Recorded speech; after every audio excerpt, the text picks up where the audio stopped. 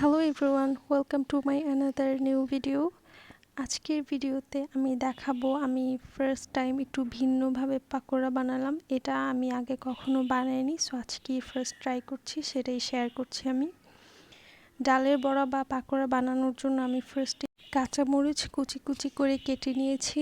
যেহেতু আমি একটু ঝাল বানাবো পাকোড়াটা, সো আমি বেশ কিছু কাঁচামরিচ নিয়েছিলাম। দেন আমি বাঁধাকপি কুচি করে নিব। আমি এখানে খুব বেশি ইউজ করব না, বাট যতটুকু ইউজ করব ততটুকু আমি কেটে নিব। দেন আমি কাঁচামরিচ আর বাঁধাকপি একসাথে মিক্স করে নিব একটা বোলে। অলসো আমি পেঁয়াজও মিক্স করে নিব। তারপরেই তো এখানে আমি চাল আর ডাল ব্লেন্ড করে নিব।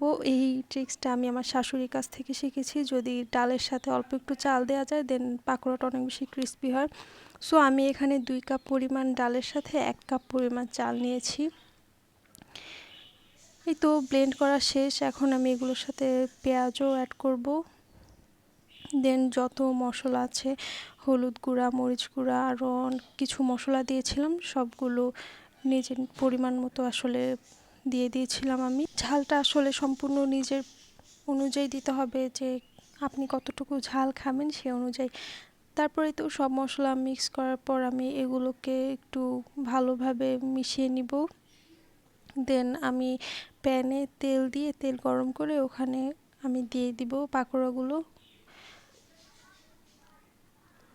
এই তো দেন এক পাশ আমি 10 থেকে 15 মিনিট ভালো করে ভাজার পর আবার উল্টিয়ে দিব।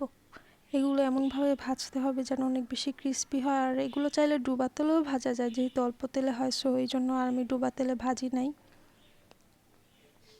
এই তো আলহামদুলিল্লাহ আমার পাকোড়া রেডি। পাকোড়াটা খেতে অনেক বেশি মজা হয়েছিল, সবাই বলছিল খুব মজা হয়েছে। আজ এই পর্যন্তই, ভালো থাকবেন সবাই, আল্লাহ হাফেজ।